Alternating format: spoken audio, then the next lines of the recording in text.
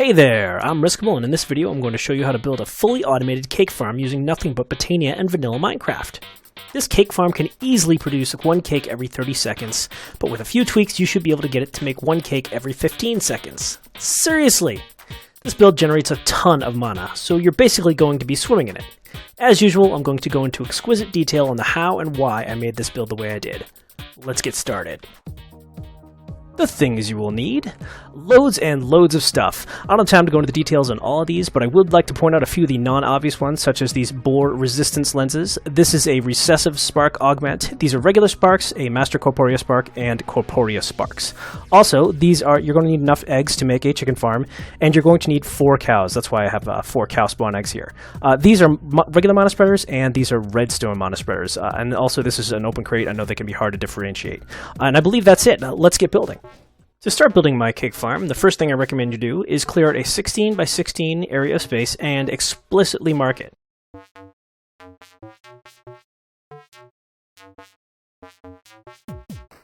The next thing you're going to want to do is pick which side you want to be the front. In this case, I'll use this as the front, and we're going to go out 5 out from that. 1, 2, 3, 4, 5. Next, we're going to want to point out where we're going to be planting our sugarcane farm. So what I recommend you do is you put it over the left here. You can also put it on the right. It doesn't really matter that much. And we're going to start here. And because of the way I've sized this, just a little trick, you come out 1 here, 2 over, 1, 2, 3. And if you go to the end here, just come out 2 over, 1, 2, and then put 2, 3. And this should be 21 blocks wide. Let's count it. We have to dig a channel here for water, so let's just count it just to be safe. 1, 2, 3, 4, 5, 6, 7, 8, 9, 10, 11, 12, 13, 14, 15, 16, 17, 18, 19, 20, 21. Perfect. So this is going to be our water channel for our sugarcane farm, and that's the first thing we're going to build. Let me get the rod of the seas out and fill this with water. Okay, now that we've got our water channel filled out, let's build the rest of our sugarcane farm. So what we're going to want to do is we're going to build 1 block up here, and we're going to put a mana pool in the center. And it doesn't matter which side you put the mana distributor on, you're just going to remember to put the mana spreader on the opposite side of the mana distributor. So I like to put the mana spreaders on the right and the mana distributor on the left. And that's what I'm going to do here. And I'm also going to need the bore resistance lens. And the reason why we want not the bore resistance lens and not just a bore lens is because the bore resistance lens will actually go 21 blocks without losing mana. So let's just repeat this same exact setup on the other side. Now let's plant our sugar canes. And we've got our sugarcane farm here, and if we give this some mana, it will actually, knock off all these sugarcane, and we'll have sugarcane. So that's exactly what we want. But it's actually not enough sugarcane for our purposes, so we're going to build a second layer here.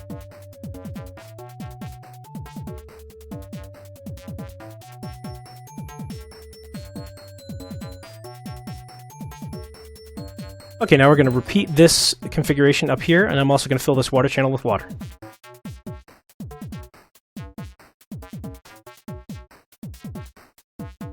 Okay, so that's how you build a nice sugarcane farm in Botania, and if you really want your cake farm to go super duper fast, you can actually build a 3rd layer here, or a second sugarcane farm over here. That's it, that's how you build a sugarcane farm. The next thing we want to build is our area where we're going to host our cows, and that's going to be right in the center here, and they're going to be used primarily for milk. They don't have to be in the center, but you might as well, it's a good spot. The easiest way to locate them is to just count in 5 from the corner here. So 1, 2, 3, 4, 5. And then we're just going to make a big old square in the center here. And just to make sure that we're all lined up, 1, 2, 3, 4, 5. And now the cows are actually going to have to go in the center here. And we're just going to restrict them a bit. We don't want them to move around too much because we want the buckets to always fall where there's a cow standing. And we want 4 cows to make sure that they're always spread out and filling up this area. And also the number of cows allows the drum of gathering to work properly. And just a tip for you, let's say that you have some cows nearby. How do I get them in there? Should I just leave them there with some wheat? well, you don't have to do that. When you've got Botania, you can use the rod of the shaded mesa. And I'll show you how that works. It does pretend we have some cows here and we want to move them over there. We just right click our cow, pick them up, and carry them over. And we can just drop them right in there. Bam. Piece of cake, right? The next thing we want to do is put down our dispensers. And we can put them down basically around the whole thing, around this whole centerpiece, so it will plant everywhere except for two spots. We don't want to plant here or here. And the reason for that is we're going to be putting our our stopper and hopper detection system over here. And this is going to be a turn that goes up to a second floor. All right, so I'm going to go ahead and do that. I'm going to put them put hoppers everywhere but these first two spots. So here and here. And I'm just going to continue to plant those, and I'll be right back. Okay, now I got to put the hoppers down.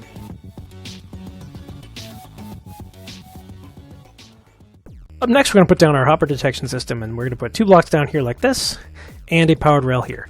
And the reason why we want a block here that's not a hopper is because if it was a hopper, the minecart would stop here and it would unload all of its goods into a hopper here. And we don't want that, so we need one block of space between the powered rail and the nearest hopper. So that's how that works. We're also going to put two blocks on top of this. And instead of a hopper like my potato farm, we're going to put a chest on top of this powered rail, but nevertheless it will act exactly the same. We're also going to put a redstone comparator on the back here. And that will detect when this chest is empty, so we can power this rail to send our carts off. Now, in order for that to work, I'm going to put down my standard hopper detection system, which looks like this. And it's a torch here, and some redstone here, and here, and here. Now, the way this works, if you're not familiar with it, is when this chest is empty, we won't get a signal from the redstone comparator, which will enable this powered rail. And if there's anything in this chest, the powered rail will turn off so that the minecart will stop and fill up. As I said before, we want to put down a floating hopper hock next to this chest. But before we can do that, we need some monopool for it to bind to. Let's go ahead and put that down. The place we're going to put this monopool is back here. We're going to put some, some building materials down. And we're also going to dig a hole down here. Oops, we don't want that there. And we're going to put some living rock or building material back here. And we're going to put the diluted monopool right in the dead center. And the reason why we want to use a diluted monopool is because this monopool is not going to be very accessible, so there's sort of no point in using a regular monopool. The mono would just basically be wasted. Now we want to put two redstone monospreaders next to this diluted monopool, and these are going to be used to activate our drums of the wild, so it doesn't really matter where they point right now. We're going to rebind them later. Now it's time to put down our floating hopper hock. So we're going to put down an item frame here and some seeds in the item frame and the floating hopper hock here. So it should bind automatically to this diluted monopool since it's the closest. Now that our floating hopper hock is down, we can finish off our sugarcane farm. And the way we need to do that is we need to find the dead center of our sugarcane farm so that we can collect the full range of the hopper hock.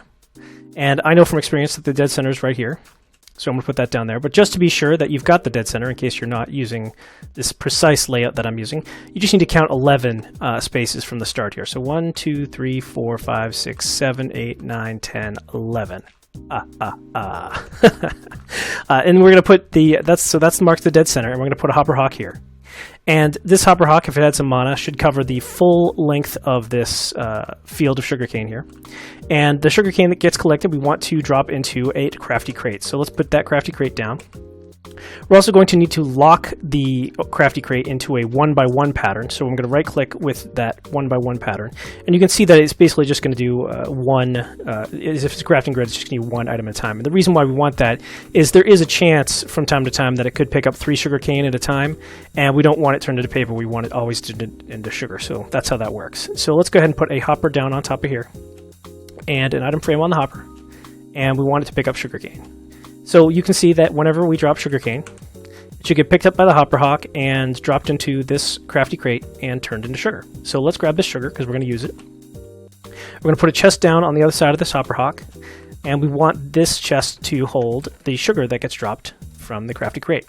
So let's go ahead and throw this down and make sure that that sugar ends up in here. Excellent.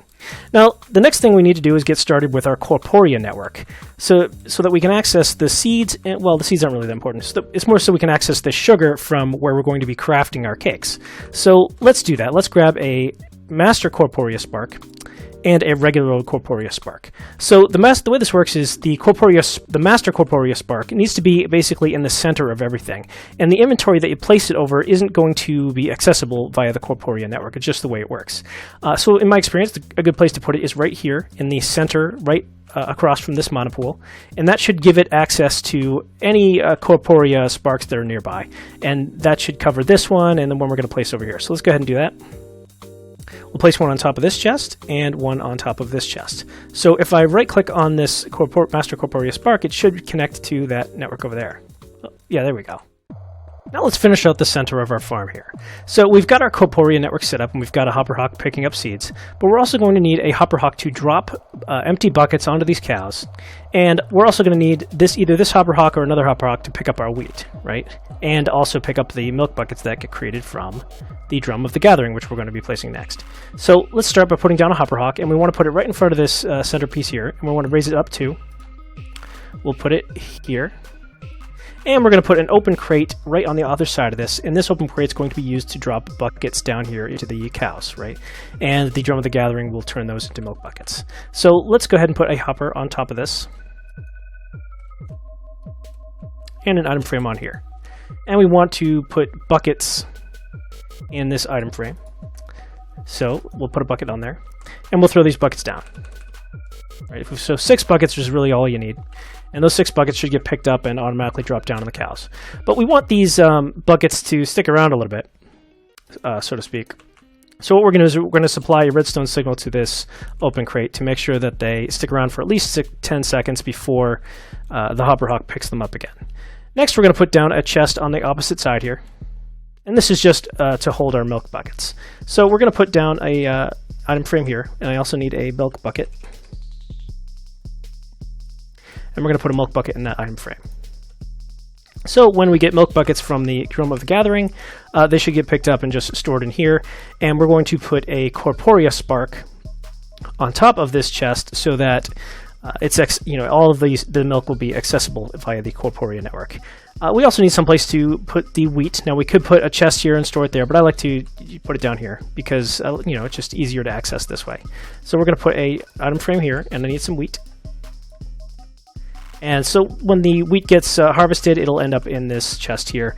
And we also need to put a Corporea spark on this chest so the wheat is accessible in the Corporea network.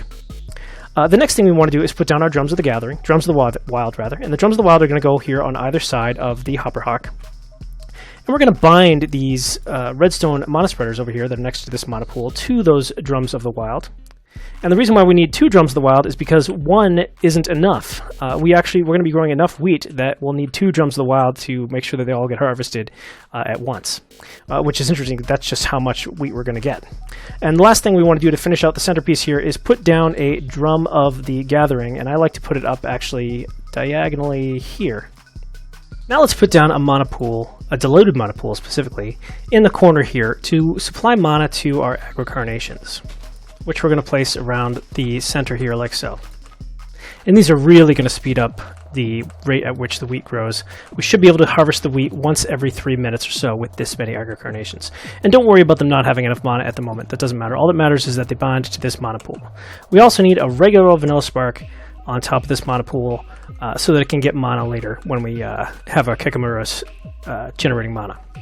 I almost forgot. We need to bind this hopper hawk to the monopool we just put down. Now let's put down our rails, and let's start by putting them down in this corner here. This corner is real simple. We're just going to make it a turn. Now, just a note about hopper minecarts is that they travel a lot slower than minecarts with chest when traveling over hoppers like this. I don't know why, it's just the way it is. So whenever we do that, whenever we come to a turn, we want to make sure that we put down a powered rail right before the turn, because the turns, for whatever reason, will really slow down the hopper minecart. And we're going to need basically powered rails everywhere, all over the place. In the center of these hoppers here, 1 or 2 is good. And we're also going to want them right before every turn. And they're always going to be coming one direction like this. They're not going to be going back and forth like they were in my potato farm. So that's where the powered rails are going to go. And this first turn is real simple. We're just going to lay down regular track and make the turn. But for the next turn, and we'll deal with, well, I'll power these rails in a minute. For the next turn, we're actually going to send the hopper minecart on a little bit of a wild goose chase. And the reason why we have to do this is because the hopper minecarts are going to be traveling in one direction. So with my potato farm, they'd come this way, and when they came around this way, the detector rail, which we're going to put down here, would set off a redstone signal that would disable this hopper and sometimes this hopper as it came around the corner. And we don't want that because we're always going to be going one direction. So we just need a way to stall the minecart briefly while the detector rail sends off a redstone pulse, right? So that's how we're going to do it. We're going to send it around the corner like so. And like I said before, every turn we want to put down a powered rail. Now, the way this needs to work is because there's a distance here, you know, between the detector rail and the dispensers, we're going to need a redstone repeater to make the signal nice and strong. So that's how that's going to work. We're going to send the redstone out like this. Oh, and that's why I did that. I always mess that up. So what to do in this situation? We don't want this, you know, we can't have a torch here. So what do? Well, the simplest solution is we could just build up like that and put a torch down like this. But I think a better solution is we're going to be building a wall here anyway. So rather than have that ugly thing, we'll just build one out like that, that no one's going to see. And we'll put torches down like that. Now we're going to put down the rest of the rails like so. And the way we're going to power these is we're just going to build a wall behind it. We're going to build it up too. And when you have power rails stuck together like this, you don't need to put two torches. One is good enough. We're going to actually repeat this setup over here.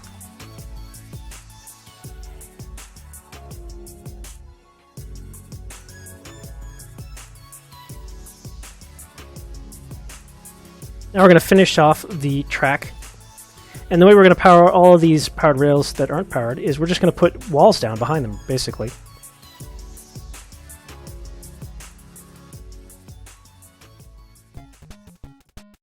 Next, we want to lay down our waterfalls and the dirt for the second floor. Now, the waterfalls serve two purposes. The first purpose is they keep the first floor fertilized, you know, it stays farmland, it doesn't turn back into dirt. And also the second floor fertilized. And the other nice thing about them is that they just look wicked cool, right? That's really that's their primary purpose. So the way we're going to put down the waterfalls is like this. We're going to just dig a little bit of a hole, and we're going to come around the outside edge here like so. And we're going to repeat this same pattern around the edges. And don't worry about this, it's going to end up being a wall anyway, just like that. Right? And the dirt for the second floor is going to start right here.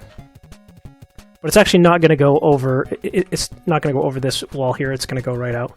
And let me just double check that by building up 6 blocks from the corner here. 1, 2, 3, 4, 5, 6. And this is actually going to be the top floor height.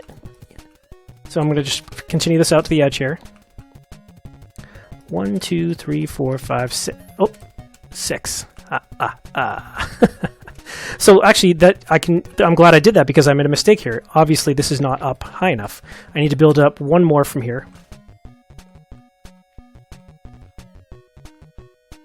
And the way the waterfall is designed is you need a little bit of an edge here. Otherwise, the water will pour over the sides and wash away our rails, right? We don't want that. We're also going to build up the sides here because it looks really nice this way. And we're going to take our Rod of the Seas or, you know, water buckets or whatever. And we're going to send the water over the edge, right? And that water is going to go down and into the same layer of dirt as where we're going to be planting here. And it's also going to be coming off of this layer of dirt as well. And that's a good way to start laying down the second floor. Now, on the second floor, we're going to build everywhere we're building down below. So we're going to come out 2 blocks from that spot here. But note that on the second floor, we're going to actually plant in this spot where we couldn't below. So we're going to repeat this all the way around.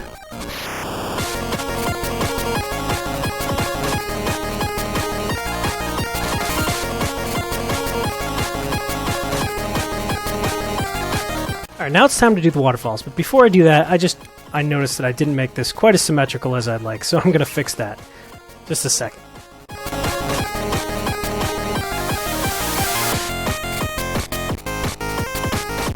Alright, let's build up the next waterfall.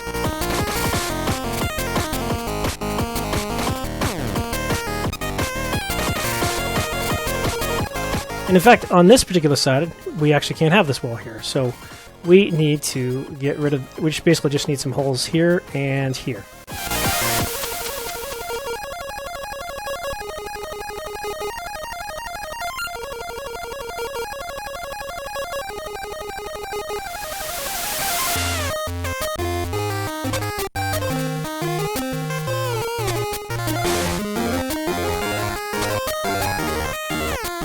Alright, awesome.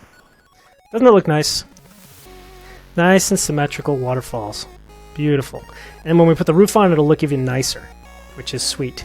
So, to complete the roof, let's actually just do this. Let's just make our little frame, continuing out on the edges, building up from the corner here.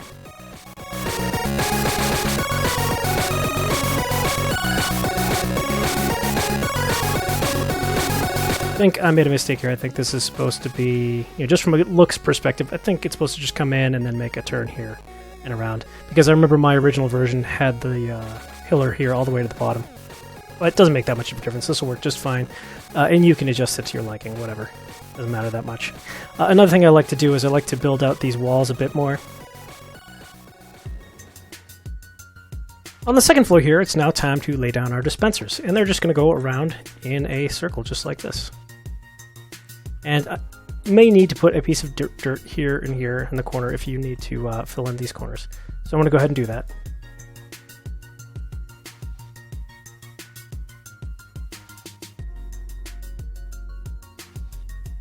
The next thing we want to do is just fill out the rest of this.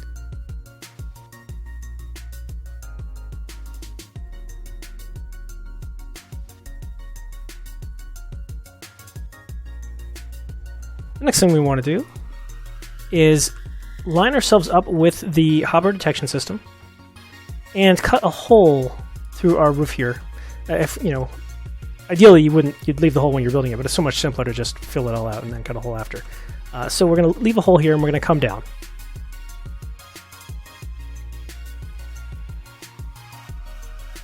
This is where our hopper minecart is going to come up here. Up and over and up there. So let's go and see if that works. But before we do that, I just want to point out that you're going to need some powered rails right here. And the way to power them is like so. Just put a torch right there. There we go. Put the torch right there in the corner, and that should power those powered rails to get your minecart all the way up to the top here. Ta-da! So now when the minecart comes up from below, it should make it all the way to the top. Before we build our road down, let's build out the rest of our roof a little bit.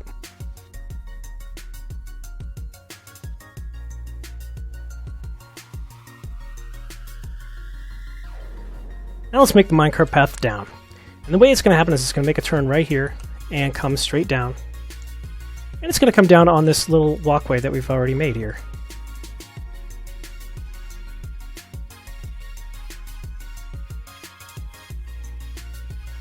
And lastly, we need one little bit here, and that is the spectral rail. And we're going to put the spectral rail there. And this is the coolest thing. Let me show you what this does. Now, the minecart track isn't complete yet, but I want to show you what happens when you put a minecart down here. Boom. It just went right through that wall, filled up with whatever, like 1 or 2 seeds are in there, and now it's going around our powered rails and going up, and it's going to get stuck at the top. I'm going to go get rid of it. But isn't that cool, man? I love the spectral rails. It goes right through the solid blocks here. So what's really sweet about this is if a minecart is stuck here, so the minecart itself was full, and there's still some seeds left in this chest, the minecart will be stuck here basically forever. But that's okay because we're going to have 2 minecarts going around at the same time.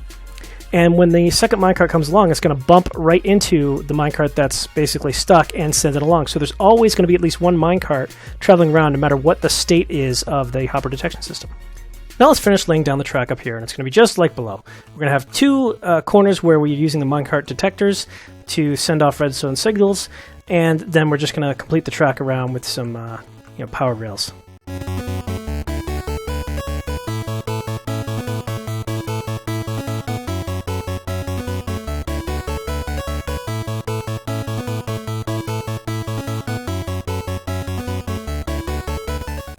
Now I'm going to finish laying out the redstone signal. Okay, awesome. So now our minecart path should be complete. Let's try putting down 2 minecarts and see if they can come back up and around. Right there. And while we're at it, let's throw down some seeds. Drop those down. We'll put down another minecart while this one's up here. It should go down here, start filling up with seeds. And when this one comes around, it should bump it right off, just like that. Awesome. We also need to hoe the dirt over here, so the seeds actually get planted instead of spit out. Let's do that.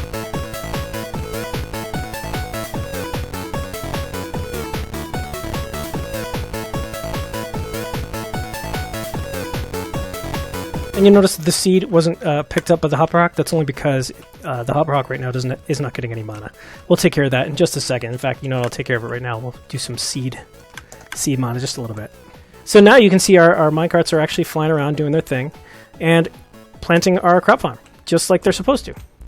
Now that our crop farm is growing and planting, we need to put down our timer, which is going to harvest our crops. So we'll put 2 building material blocks here behind the redstone mana spreaders here in this mana pool, which I've pre-seeded with a little bit of mana. And we're going to put a hovering hourglass right behind the mana pool and 2 bits of redstone on either side. And we're going to feed 3 minutes worth of soul sand here into this hovering hourglass. So every 3 minutes, these will fire into our 2 drums of the wild. And up here, oh, I made a mistake. Not a big mistake, just a very minor mistake here. And the mistake is I need the redstone mana spreader right here facing this drum of gathering. And this torch is going to be in the way. So what I'm going to do is I'm just going to move this over a little bit. So I'm going to put my diluted mana pool here.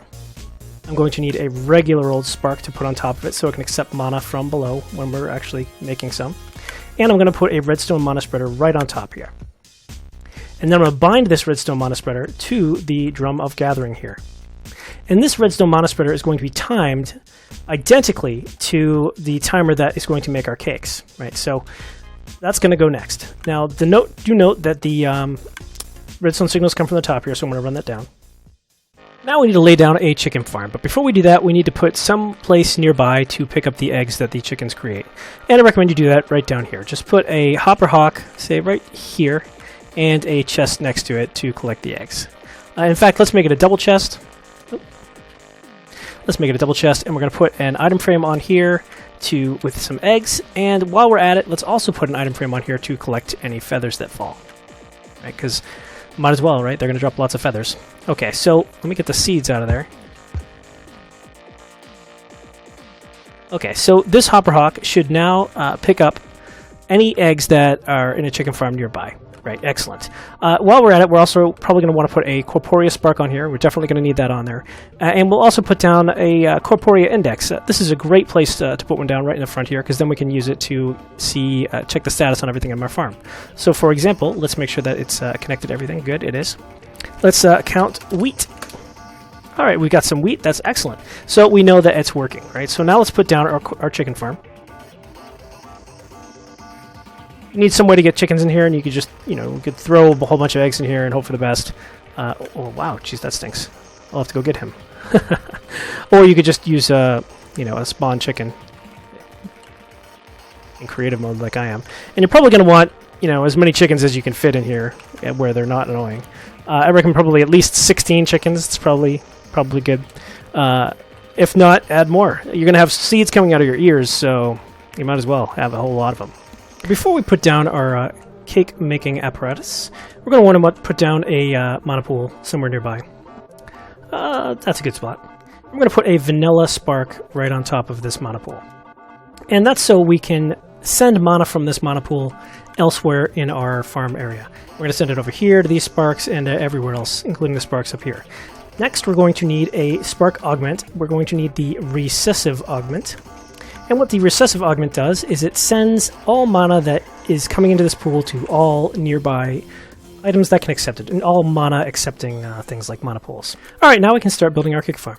So we're going to want to basically start one to the left of our little hole here. And we're going to put a Corporea funnel over the top here, and we're going to have 9 of them. 1, 2, and we're going to need item frames on every single one of them. And now we're going to want to clear out underneath these, so that we can access the Corporea funnels from the underneath. we're going to now put a crafty crate right at the tail end of here. And we're going to put hoppers connected. Make sure very carefully shift click into every one of these to make sure that they're all connected into each other in that specific order. It's going to matter a lot. All right, now we need to get our ingredients together. We're going to need milk, eggs, sugar, and some wheat. And they're going to go in this order. The milk goes first. We're going to need 3 milk buckets. Then we're going to need some sugar, an egg, and sugar again, and 3 wheat. 1, 2, 3. And when these receive a redstone signal, they will grab one of each of these items from the Corporea network and place them into the hoppers below. And they will make their way down here. But we need to be very careful about the order in which they get sent down below. For example, if the sugar comes at the same time as the egg, the sugar will stack and you'll end up with 2 sugar going in before the egg. So we can't have that. So what we're going to do is we're going to place down a whole bunch of redstone repeaters behind here.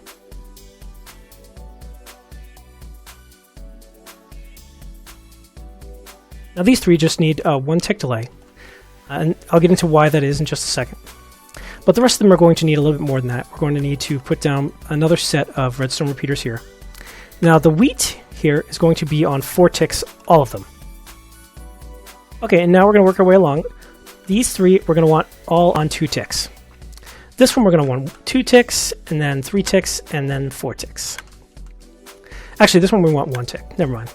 1 tick, 3 ticks, 4 ticks, because we really want to make sure that this sugar ends up coming before this egg and before this sugar.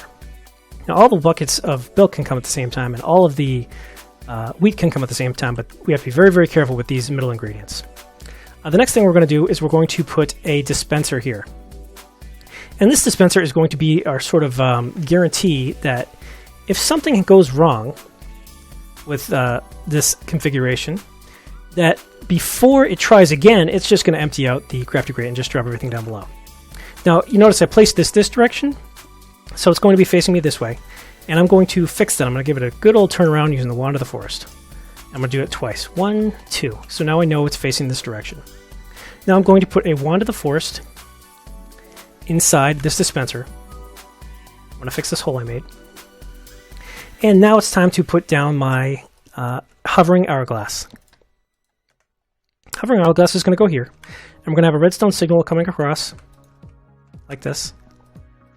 And whenever this activates, it's also going to activate this monospreader, which will pick up 3 buckets. So there should always be 3 buckets sitting down here.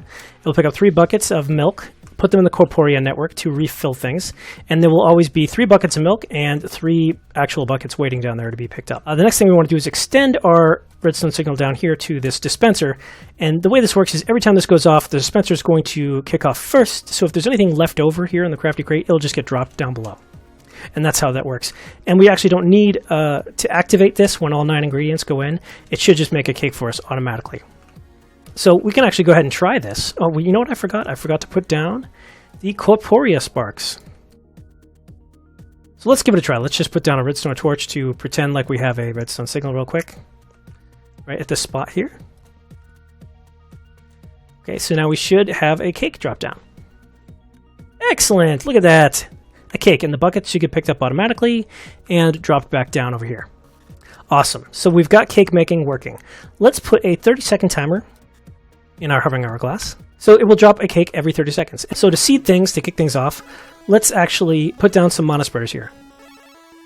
Going to need a regular old vanilla monospreader. And we're going to want 1 for every Kekimaris that we're going to put down. And we're going to want to bind them to this monopole here. Bind to this monopole. And we're going to, well, let's pick up this cake for now. We're also going to put a random carpus right here. And we're going to use some Portuguese pavement. You can use whatever the heck you want. Doesn't really matter. So whenever it gets a cake... Oh, see, this can happen too every once in a while. If your ingredients don't end up in order, you'll end up with something like fresh milk. But it should autocorrect itself when this signal goes off. And actually, you know what might have caused that is a little bit of a timing issue. What I'm going to do here to correct it is I'm going to move the hovering hourglass over here. That should ensure that we never have that problem. Now we need our Kekimaris, which is right here. We're going to be placing down 2 of them. We just need to place them somewhere nearby. It doesn't need to be precise. Here and here is fine. But we do want to make sure that this one is bound to one of these monospreaders and the other one is bound to the other, because they will fill up these monospreaders. Okay, let's test this. We have a cake. Let's throw it down. Should get placed and eaten by our Kikimers. Excellent. And they're going to go into this mana pool, and that mana pool will distribute all of its mana all around to those places where you just saw. So after a while, this should build and build and build and become a really fast and efficient mana factory. And that is how you build a beautiful cake farm. I almost forgot to point something out. So what's going to happen is these mana pools will fill up, and then down here, these mana spreaders won't send their mana back down, and the sugarcane farm will sort of shut off, right? And we don't want that. So the quickest way to solve that problem is to just put some mana pools here, right? And these will fill up very, very, very slowly over time as they take up like half of whatever's left from these mana bursts. And if they ever get full, you have two options. You can just throw a mana tablet down, empty them out, or just throw another mana pool down here, and that will make sure that there's always a target for that mana spreader down there to fire its mana bursts at. One last note: I noticed that I'm getting a lot of fresh milk, and to solve that problem, I tweaked the timings a little bit. I just increased these 3 from 1 ticks to 2 ticks, and that seems to have solved the problem for good. I've watched many cakes come down since I changed the timing, and that seems to have fixed it. Okay, that's it, guys. Don't forget to leave a like or comment on this video. Thanks!